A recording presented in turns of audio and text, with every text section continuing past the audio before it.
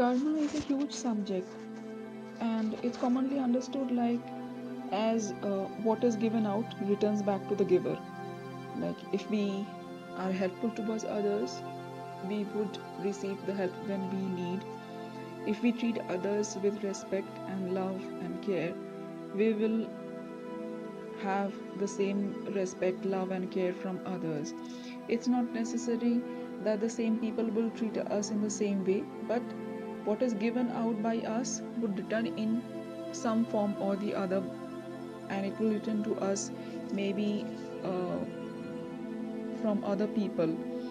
But whatever we give out returns back to us. Now, what we usually common people think is that as we sow, so we reap, and if we have been, if we donate money, we will have money back. If we, the money returns to us. If we help others physically, like with our hands, and we will also receive help from others. It's not only that, it's the motive or intention behind the work also counts. Like a mother may scold a child or even beat a child in order to rectify or teach him something, teach the child something. In that case, of course, we can't say that because the mother is scolding or beating the child, she would have the same thing upon her. She would bring it back upon her in one point or other in his life, in her life. But that is not the case. The intention, if the intention is good, if the intention is something positive, if the person who is doing something intends good, then of course what he intends comes back to him or her, and he would receive something positive and not something negative. Like if we are rectifying others, no matter how our way is, we may be scolding, we may be quarreling, we may be even slapping one or two, like giving a slap or two to the other person. That doesn't count because we intend to bring a change, we intend to rectify. So what will come back to us is that we would also be rectified if we ever stray away from what is right. And there is also one more thing about karma. There's individual karma and collective karma. That individual karma is what a person is doing comes back to that person. The whatever work or intention a person has not only influences his own personal life, but also counts in the collective pool. This collective pool of consciousness, this collective karma, is the karma of a city, of a country, of even the whole earth. So if any area has 80% of people who cheat each other, lie to each other, and are drunkards like this, then the whole area is attracting negativity towards it. There might be natural calamities, there might be diseases, there might be more of accidents, there might be whatever, but the whole situation of the area, there might be storms and hailstorms and this and that. It's attracting negativity because the negative content, the negative total of that area is increasing than the total positivity that is being generated there. So the collective karma also counts. Often people think, why would an area, there would be tsunami, there would be flooding, there might be earthquakes, collapsing of buildings, and people who are harmed may not always be bad people. Often there would be good people also involved. Now the thing is, in the collective karma, everybody has to tolerate, has to bear the burden of what has been collectively done. And if one says that why should that be so, that is because we have not opposed what was wrong. People have been drinking there, have been cheating and lying to each other, but those who have been there in the community, those who had their voice, didn't speak up against the what was wrong, and so the collective karma is very negative and it would attract negative happenings.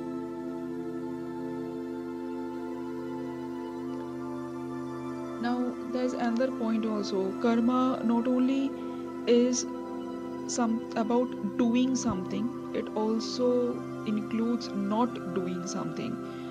Like if a person has not done what was right, didn't help when somebody else needed help, or did not protest what was wrong, these things also generate karmic effects, and those people would have to uh, they also have to go through similar circumstances where they face a wrong and others didn't protest, or they needed help and others didn't. So not doing what is right, not protesting against wrong, not helping someone, these kind of situations also generate a very grave and serious karmic effects. Now, the main thing that I wanted to talk here about was this collective karma. Often people think that if there is wrong going on in our society, in our community, there's this shopkeeper who cheats people, there's this beggar who is actually has a good bank account and is still keeping on begging, and maybe in our own area, in our locality, there are other people who are doing things that are wrong. If we don't raise our voice, we would think that okay, it's their karma, and we as well might live our own free life, and my karma is good, so my life would be okay. It's not always that. We have to speak up against what is wrong, because otherwise the negativity generated in that area comes back to the whole area, and everybody would suffer. Like when there's flood, when there's tsunami, when there is earthquakes, everybody would be affected because of the damage done by a majority of people. We might at any point of time we might point the finger and say, oh, the Muslims are doing this, or these people are cheating. It's not us, we are living good lives, and we are good people, and we don't have to suffer because of them. But we have to suffer because of the totality. When there was world war when there was world wars, or when there were other things going on, like the wrongs done by politicians, the effect is suffered by soldiers who are guarding the borders of the countries. Now they don't have personal enmity with the soldiers of the enemy state, yet for any wrong decision by politicians, for the ministers, the soldiers have to pay for it with their lives. It is not only in This is not the case only in borders, but this is also inside everywhere. It's the cosmic law. If we don't speak up against what is wrong, everybody will have to suffer the consequences. So this collective karma is something to be very serious about. We have to think about it very seriously. So the conclusion was just this, that even if we are good people, if some people think that they are living a good life, that won't suffice.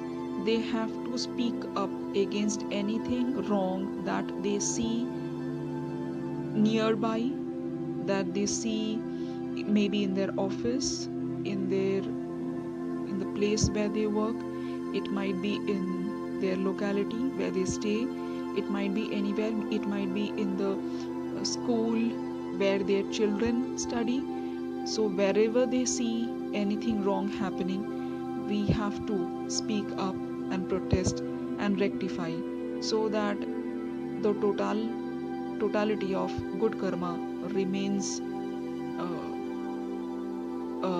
remains a larger than what is generated in the negative side. When we act and live conscious of the unity of everything, now the whole of creation, the whole of earth, these plants and animals and insects, everything is part of a whole totality. When we live and act in that consciousness, only then do we all live in perfect harmony. Only then do we act and live properly, and we would know. It's like if we see our own bodies, the lungs, the heart, all the internal organs, the nervous system, the outer limbs, everything is functioning as one totality.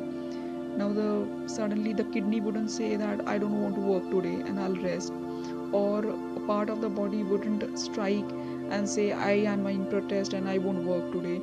It's never like that. They all function in harmony with each other, coexisting with each other. And we as a society, as a community, all of human beings all over the earth, we have to function in a similar way, coexist in a similar way.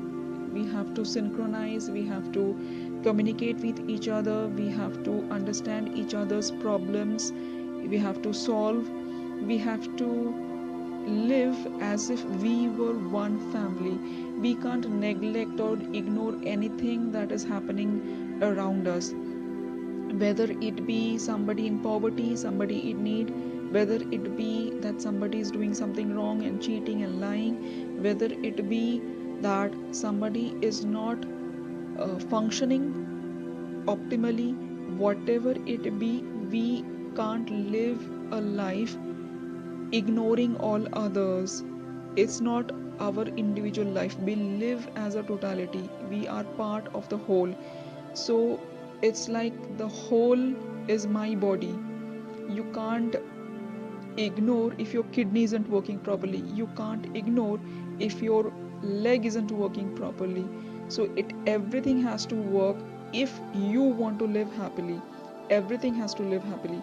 So we have to understand this totality of existence, and we have to act and live in within that consciousness that it's all one. And when we live in that consciousness, we don't have to think and or we wouldn't hesitate, or we wouldn't misunderstand what is right or wrong and what we should do or not do. We would always know it intuitively, because you can never misunderstand when you know it's all one. So that was what I had to say. uh, Namaste, and thank you for listening me out. And if you have any questions, I hope you put them in the comment section.